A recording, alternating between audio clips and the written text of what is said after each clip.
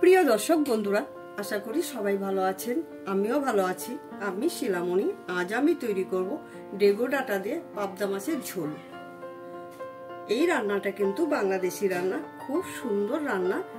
আমার মা, দিদিমা, মাসি করতো, তাই আমি করে দেখাচ্ছি। চলুন দেখা যাক কিভাবে রান্নাটা তৈরি করি। প্রথমে আমি কিছু পাবদা মাছ কেটে নিয়ে এসেছি। কেটে ভালো করে ধুয়ে নিয়ে আসলাম। দিয়ে দিচ্ছি আমি স্বাদ মতো নুন, দেব আমি সামান্য গুঁড়ো হলুদ, আর দিয়ে দিচ্ছি সামান্য সরষের তেল। সরষের তেল দিলে তো মাছ ফাটে না। নুন, হলুদ, সরষের তেল ভালো করে মাছে আমি মাখিয়ে নিচ্ছি। মাছে মাখিয়ে নিয়ে 10 থেকে 15 মিনিটের মতো রেখে দেব। মাছের যে জলটা থাকে সেই জলটা আমি ঝরিয়ে নেব। এই পাশে আমি কিছু ডেগো ডাটা কেটে নিয়েছি লম্বা লম্বা করে। একই রকম একটা আলু কেটে নিয়েছি।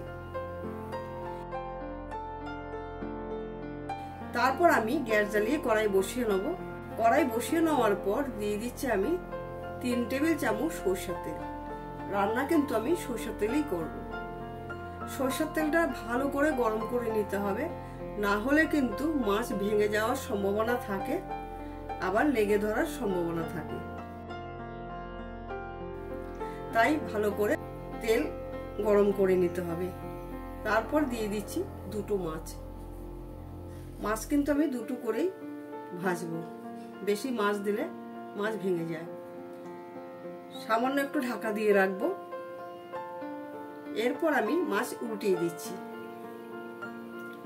এক পিঠ মাছ ভাজা হওয়ার পর মাছ আমি উল্টিয়ে দিচ্ছি।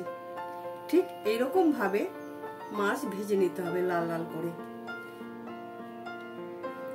আর অবশ্যই কিন্তু ঢাকা দিয়ে দিয়ে রান্নাটা করবেন।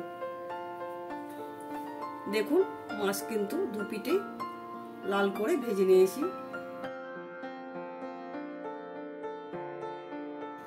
তারপর আমি একইভাবে সবকটা মাছ ভেজে নেব। ঠিক এরকম ভাবে মাছটা ভেজে নিতে হবে।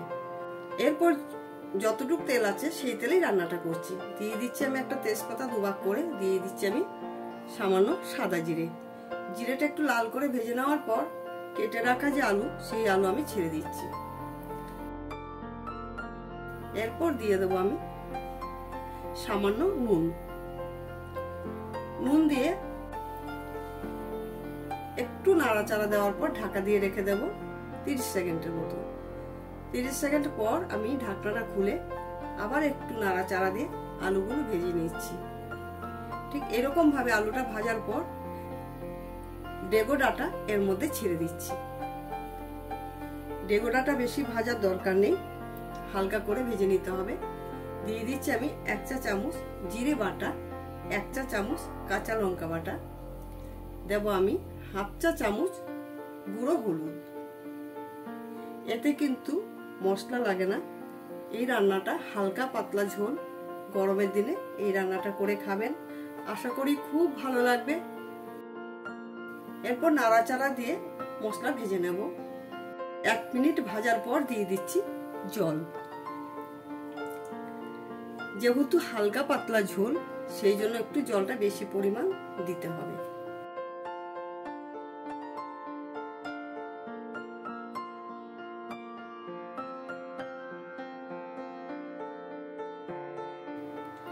এরপর ফুটার পালা। ভালো করে কিন্তু ফুটছে। দিয়ে দিচ্ছি ভেজে রাখা মাছ।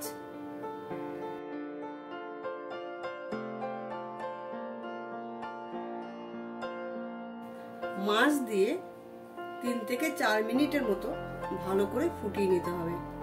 তাতে কিন্তু মাছের ঝোলটা খুব সুন্দর একটা গন্ধ আসে। আর আপনি মাছ না হলেও কিন্তু এই ঝোল দিয়েই কিন্তু ভাত খেয়ে নিতে পারবেন। আমি দেখে নিচ্ছি ডাটা আলু সিদ্ধ হলো কিনা।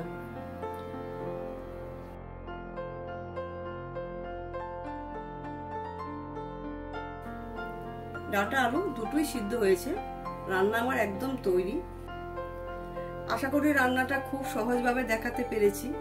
যদি ভালো লাগে অবশ্যই আমার চ্যানেলটিকে সাবস্ক্রাইব, লাইক, শেয়ার করতে ভুলবেন না। আজ আমি এখানেই শেষ করলাম। ভালো থাকবেন, সুস্থ থাকবেন। ধন্যবাদ।